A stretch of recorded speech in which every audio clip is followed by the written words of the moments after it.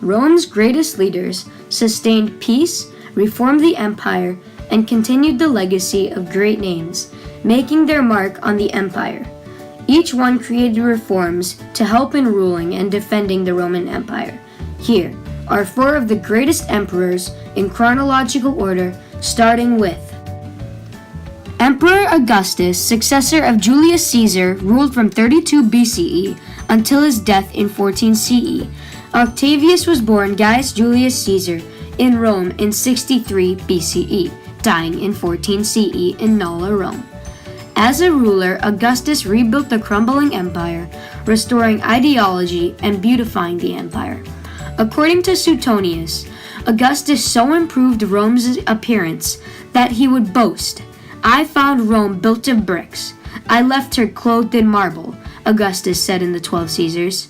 He reformed the army, giving the troops more rewards for their loyalty to the state and not the general.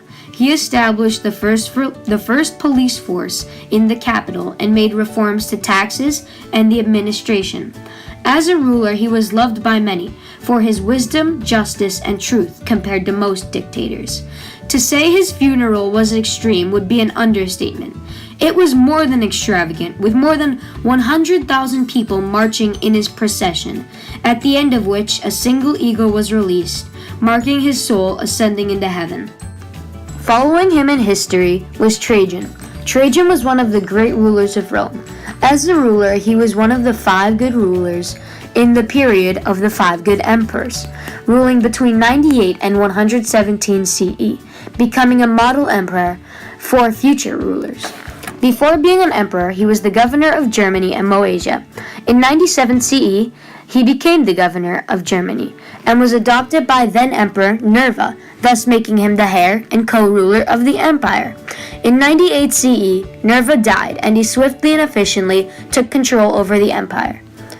As Emperor of Rome, he expanded the empire, spreading into and conquering the Parthian Empire and the Kingdom of Dacia. He marched troops into the Parthian Empire, which quickly became a rising influence in the Armenian Kingdom, precariously placed between them. He easily took over Armenia in 114 CE, then marching through the Parthian Empire's Mesopotamian territories into the Arabian Peninsula, and conquered its capital, Ctesiphon, during 115 and 116 CE. There were many revolts, all being harshly suppressed. After his campaigns, he became seriously ill, returning to Italy and later dying in 117 CE. He chose Hadrian to be his successor. Next is Hadrian. Hadrian was the 14th Roman emperor who ruled between August 10th, 117 AD to the 10th of July, 138 AD.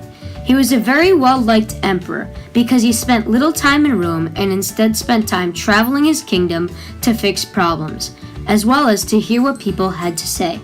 He would sleep and eat with his army, just like Alexander the Great, so they would be loyal to him on the battlefield.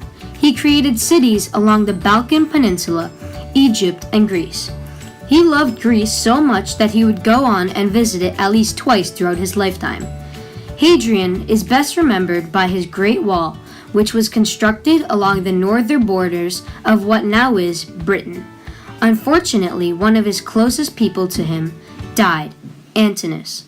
After his death, Hadrian created a city and temple named after him. This was because it was told that Antinous had committed suicide in order for Hadrian to do great things. He died as emperor on July 10th, 138 AD. Finally, we have Marcus Aurelius. Marcus Aurelius was one of the 5 good emperors whose rule lasted 19 years, 8 of which were ruled in tandem with his brother Lucius. He was a philosopher, but he had to spend most of his time fighting with his brother as well as with his army against the barbarians who were constantly invading in the north. After he fought against the barbarians, a plague struck Rome. This plague was brought to Rome from the soldiers who were fighting against the barbarians.